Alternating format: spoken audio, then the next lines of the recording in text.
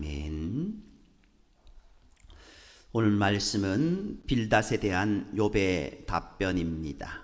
오늘 말씀의 결론은 나는 본래 그렇게 할 수 있는 자가 아니니라 라고 하는 이 말 속에 다 담겨 있습니다. 하나님과 맞설 수 있는 인생 아무도 없습니다. 오늘 본문에서 욥은 일단 하나님께서 선한 자에게 복을 주시고 악한 자에게 벌을 주신다고 말한 앞에서 말한 엘리바스와 빌닷의 인과응보의 교리를 인정합니다. 그 말이 바로 나도 내 말이 옳다는 것을 알고 있다는 2절의 말씀입니다. 이는 엘리바스와 빌닷이 욥을 조롱하며 말을 하니 욥 역시 그들의 말을 빈정대듯 동의한 것뿐입니다. 그러나 하나님 앞에서 죄 없다고 말할 자가 누가 있겠느냐고 반문합니다. 이것은 욥이 죄가 없다고 말하는 것이 아닙니다. 자기도 죄가 있다는 것은 알고 있지만 욥이 지금 당하고 있는 이 엄청난 재난을 당할 만큼은 아니라는 겁니다. 그래서 욥은 그럴 수만 있다면 하나님과 만나서 자기 죄가 무엇인지 하나님께 따져 묻고 싶다고 말합니다. 그러나 설령 하나님과 논쟁할 수 있는 그 기가 막힌 일이 일어난다 할지라도 하나님께서 천마디 말씀하실 때 자신은 단 한마디도 대답하지 못할 것이다라고 말합니다. 왜냐하면 하나님은 전지전능하신 분이시기 때문입니다. 연약한 사람이 전능하신 하나님 앞에 말 한마디라도 할 수 있겠느냐라고 단식합니다. 아무리 지혜가 있는 자라도 하나님의 지혜 앞에 아무것도 아니고 아무리 힘이 있는 자도 그 앞에서는 아무것도 아니며 하나님은 전지전능하신 분이다 라는 것을 거듭 말하고 있는 겁니다.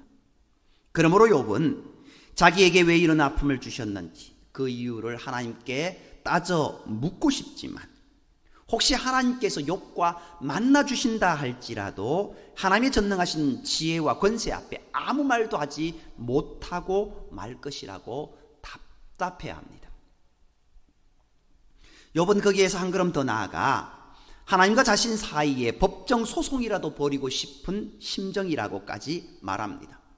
자신에게 죄가 있다면 그 죄가 무엇인지 분명히 말해 주었으면 좋겠다는 말을 그렇게 표현한 겁니다.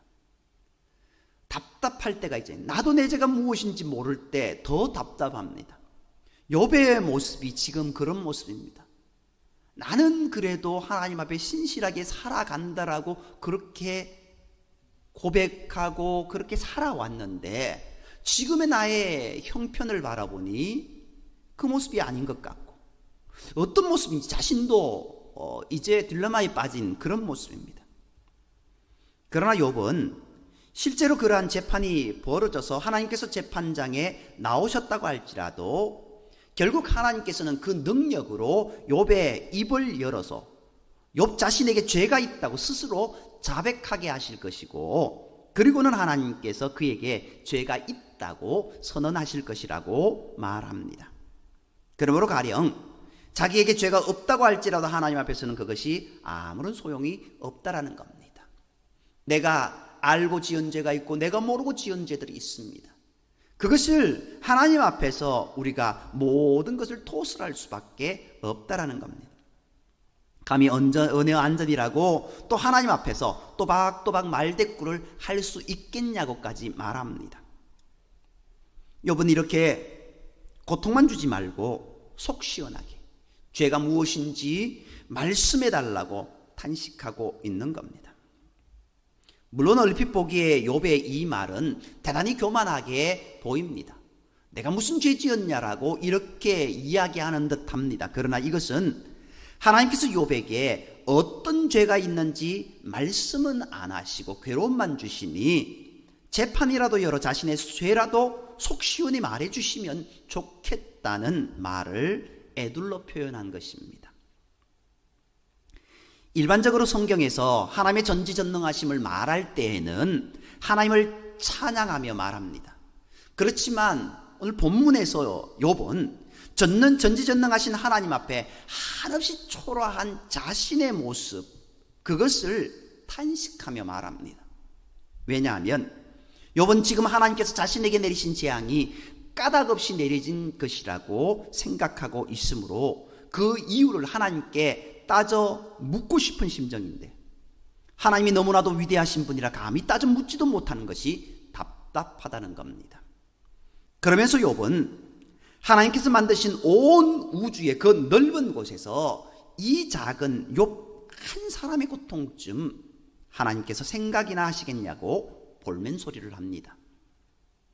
땅을 움직여 그 자리에서 미시면 땅을 떠받치고 있는 기둥들이 흔들리고, 해에게 명령하여 뜨지 못하게 하시고 별도 가두기에 빛을 내지 못하게 하시고, 홀로 하늘을 펼치시며 바다 물결을 짓밟으시느니 측량할 수 없는 큰 일을 행하시며 셀 수 없는 기이한 일을 행하시느니, 그 놀라고 크신 능력을 가지신 전능하신 하나님이 이 작은 한 사람의 고통 생각이나 하시겠냐라는 겁니다.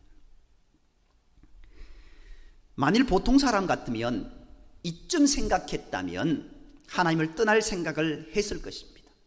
그러나 욥은 자신의 고통을 돌아보시지 않는 하나님을 원망하면서도 결코 하나님께 기도하는 자리를 떠나지 않습니다.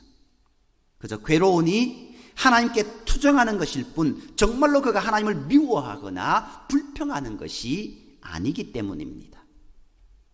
마치 사랑하는 자에게 사랑의 투정을 부리듯 욥은 자신이 믿고 의지하는 하나님께 자신의 괴로움을 투정으로 부리는 겁니다. 우리가 욥에게 배워야 할 부분이 바로 이것입니다. 너무 답답하고 힘들면 하나님께 때로 절규도 하고 때로 원망도 할 수 있겠지만 기도를 쉬는 일은 절대로 하지 말아야 합니다. 기도를 쉬는 순간 우리는 곧바로 마귀의 밥이 될 수밖에 없기 때문입니다. 욥이 끝까지 마귀의 밥이 되지 않을 수 있었던 것은 그가 절망 중에서도 기도를 쉬지 않았기 때문이다라는 것을 우리는 명심해야 될 것입니다.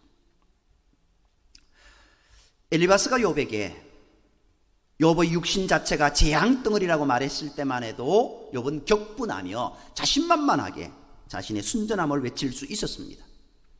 빌닷이 세 가지의 비유까지 들어가면서 욥을 형편없는 저속한 죄인으로 몰아붙일 때에도 자신은 이런 벌을 받을 만한 죄를 짓지 않았다고 말할 수 있었습니다. 그러나 욥은 점점 자신에게 죄가 없다는 말을 할 자신이 없어집니다. 자기가 봐도 자신의 지금 상태는 하나님께서 죄인에게 심판을 내리실 때의 모습, 그것과 너무나 같다고 여겨지기 때문입니다. 그래서 애써 밝은 모습을 하며 웃으며 명랑하게 보이려 해도 그가 매일 겪는 엄청난 고통과 흉물스러운 그의 모습에 자꾸만 움츠려들기만 합니다. 쉽게 말해서 네 꼴 하지 마라, 그게 과연 하나님이 복 주신 모습이냐라고 누가 그렇게 했다고 한다면은 내 모습을 봤을 때 내가 봐도 이 모습은 아닌 것 같아 라고 생각하는 모습, 어찌 보면 욥이 그 지경에 이른 겁니다. 히스기야가 이 병에 걸렸을 때 하나님께서는 그가 보름 후에 죽으리라는 말씀을 하셨습니다. 욥의 병, 그만큼 중한 병이었습니다. 그런데 그렇게 지독한 종기가 발바닥에서부터 머리끝까지 온몸에 퍼졌음에도 불구하고 벌써 몇 달째 죽지는 않고 그 고통만 받고 있는 겁니다. 온몸에 구더기와 흙먼지가 뒤덮여 있다는 것은 이제 그에게 더 이상 고민거리도 아닙니다. 욥의 고민은 자신이 정말 죄가 없는 사람이 맞느냐 하는 겁니다. 자기가 온전히 하나님을 신실하게 믿고 있는 사람이 맞느냐라는 겁니다. 욥은 아무리 생각해봐도 이런 재앙을 받을 만한 정도의 잘못을 저지르지 않은 것 같습니다. 그러다 갑자기 욥은 하나님께서는 애당초 악인에게만 심판을 내리실 생각이 아니시고 의인도 악인과 함께 심판하시는 것이 본래 하나님의 뜻이었을 것이라고 말합니다. 그렇지 않다면 죄가 없는 자기에게 이런 벌을 내리실 이유가 무엇이냐고 혼자 탄식하며 중얼거리다가도 자신에게 정말 하나님께로부터 심판을 받을 만한 죄가 있으면 어떻게 하나 하는 두려움이 엄습해 옵니다. 엘리바스나 빌닷의 말처럼 하나님께서는 틀림이 없으신 분이시기 때문입니다. 죄인은 심판하시는 분이시라는 것, 그것을 용은 너무나 잘 알고 있었기 때문입니다. 재앙보다 두려운 것이 무엇일까요? 내가 정말 심판받을 죄인이면 어쩌나 하는 겁니다. 시간이 지날수록 병증은 더 깊어만 가고 통증은 더욱 심해져만 갑니다.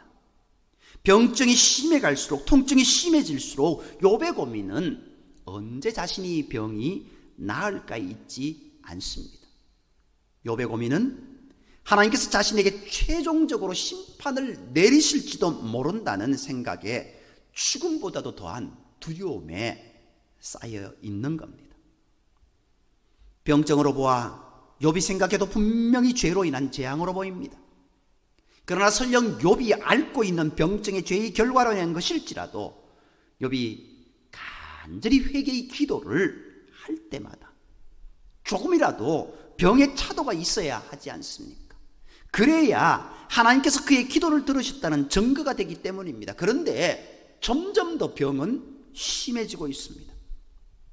그것은 하나님께서 욥의 회개의 기도를 전혀 듣지 않고 있으시다는 증거라고 욥은 생각하고 있는 겁니다.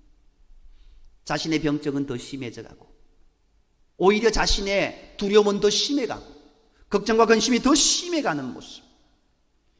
병증은 심해갈지라도 자신의 평안한 마음의 평안함이라도 있으면 좋으련만 그 모습이 없다라는 겁니다. 그렇다면 어쩌면 욥은 아마도 자기가 알지 못하는 엄청난 죄가 자신에게 있을지도 모른다고 생각이 드는 겁니다. 혹시 내가 알지 못하는 엄청난 죄로도 있는 것인가? 우리가 정말 두려워해야 할 것이 바로 이것입니다. 욥기가 우리에게 주는 메시지 중에 하나가 바로 이것입니다. 우리가 정말 두려워해야 할 것은 욥이 걸린 것과 같은 죽을 병도 아니고 부도가 나고 회사가 망할 것도 아니라는 겁니다. 결혼하지 못한 것도 친구들에게 따돌림을 당하는 것도 두려워할 일이 아닙니다.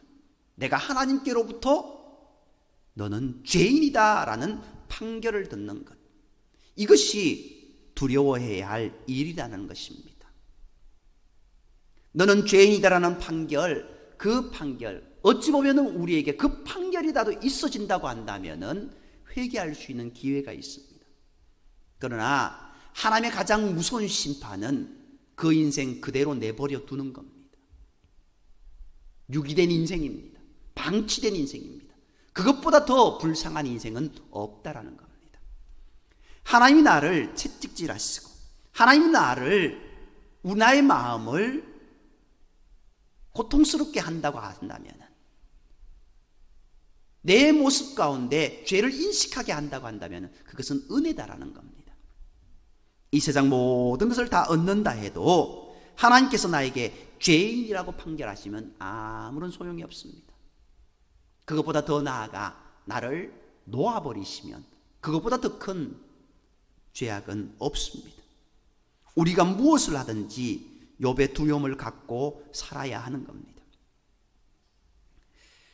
32절에서 욥은 하나님께서 속 시원히 욥의 죄를 알려주셨으면 좋겠다라고 고백합니다. 그렇다면 이보다 더한 질병이라도 기쁨으로 감당할 수 있을 것이라고 고백하고 있는 겁니다. 욥은 하나님과 욥이 함께 재판정에 들어서는 장면을 상상해 봅니다. 그 재판정에서 하나님께서 욥의 죄를 고발합니다. 그러면 욥은 하나님께서 고발하시는 죄에 대해 자기 변론을 합니다. 그러나 이것은 상상에 불과하다고 35절에서 욥은 생각합니다. 누가 하나님을 재판장으로 소환할 수 있습니까? 또 하나님을 소환한다고 해도 감히 네 안전이라고 하나님께서 하시는 말씀에 말대답을 할 수 있겠습니까? 또 그 법정에서 하나님께서 욥의 죄를 논하시면 누가 그 말씀에 아니라고 반박할 수 있겠습니까?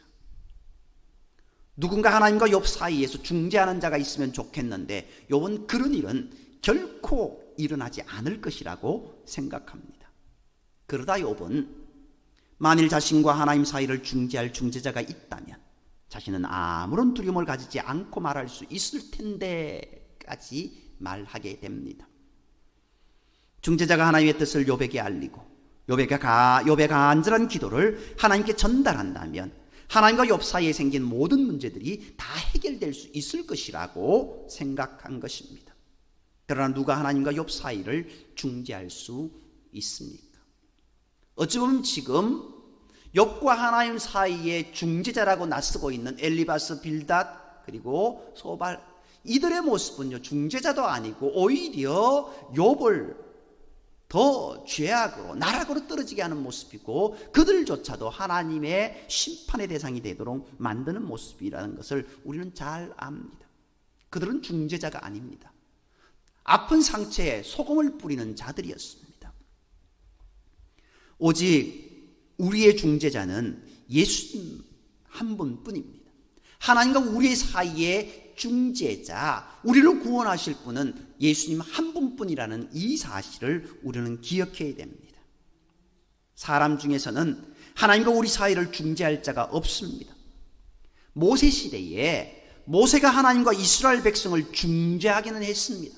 그러나 그 역시 하나님께서 정하신 한계 안에서 그가 사는 동안 잠시만 있었을 뿐입니다. 그런데 우리를 위해서 하나님의 독생자 예수께서 친히 하나님과 우리 사이에 중재자가 되어주셨습니다. 중보자가 되어주셨습니다. 그래서 우리가 예수님의 이름으로 기도하면 우리의 기도를 하나님께 올려드리고 하나님의 뜻을 우리에게 알려주십니다. 그래서 우리는 욥이 걱정하는 모든 것을 다 해결할 수 있었습니다. 예수님만 믿고 예수님만 바라보고 예수님께 우리의 모든 것을 구할 때 우리의 모든 문제는 해결됩니다. 우리 죄를 대신 지시고 우리의 기도를 들어주시는 예수님, 이 모든 일로 친히 하나님과 우리의 중재자가 되어주신 예수님께 감사하며 찬양하는 저와 여러분이 되어야 될 줄 믿습니다. 오늘 본문에서 욥은 자신의 모습, 나를 바라보니 나도 잘 모르겠다라고 이야기합니다. 정말 내가 죄인이면, 내가 큰 죄악 가운데 있는 사람이면 어떡하나라고 이야기합니다. 그러나 하나님께 기도하는 것을 그는 놓지 않았고 중재자가 없음에도 불구하고 그래도 답답한 모든 것을 하나님께 토로합니다. 오늘 우리는 우리의 중보자 되시는 예수님이 계십니다. 우리가 주님께 기도하고 주님께 아뢰고 하나님께 기도할 때 우리의 모든 문제는 해결받게 되는 줄 믿습니다. 그러기에 날마다 우리는 기도하는 모습이 되어야 됩니다. 비록 예수님과 같은 중보자가 없었지만 욥은 끊임없이 기도했습니다. 오늘 우리가 그 모습을 본받고 그 모습을 따라가는 모습이 되어야 될 것이고, 비록 원망하고 탄식하고 절망하고 두려움에 쌓여있는 욥이었지만 그래도 하나님을 놓지는 않았다라는 것, 우리가 온전히 하나님을 바라보며 믿음으로 나아가는 모습, 그 모습이 우리 가운데 있어야 될 줄 믿습니다. 더 나아가 우리 주변에 많은 어려움 가운데 있는 그들에게 찾아가서 우리의 도움의 근원 되시는 주님께 기도합시다, 함께 기도해 줄게 라고 하며 서로를 위로하며 서로를 주님께로 인도하는 우리 모두가 되기를 주님의 이름으로 축복합니다. 기도드리겠습니다. 사랑과의 하나님, 오늘 욥의 답답함을 보았습니다. 내가 과연 어떤 상태에 내몰려 있는지 자기 자신도 잘 모르겠고 자기 자신을 살펴보아도 죄인 가운데 내려진 그 벌을 받는 모습 같은데, 그럼에도 불구하고 하나님께 도움을 구하고 하나님께 울부짖는 욥의 모습을 바라봅니다. 주님, 오늘 우리의 삶에 정말 태산 같은 어려움이 찾아오고 고통이 찾아오고 걱정과 근심이 찾아올 때마다 하나님 앞에 머리 숙이며 기도하는 무릎 꿇는 인생이 되게 인도하여 주옵소서. 우리가 하나님 앞에 기도할 때 문제 해결받지 못할 부분이 없다라는 것 우리가 늘 기억하며 기도하는 우리의 삶이 되게 인도하여 주옵소서. 우리의 중보자 되시고 우리의 모든 문제를 아시는 주님, 그 주님께 우리의 모든 것을 아뢰며 주님의 도우심을 구하는 우리의 삶이 되게 인도하여 주시옵고, 주의 몸된 교회, 주의 몸된 가정들, 주의 몸된 성도님들 한 영혼 한 영혼까지 주님께서 꼭 붙잡아 주옵기를 간절히 빌고나오며 모든 말씀을 사랑하시는 예수님 이름으로 감사하며 기도드립니다. 아멘.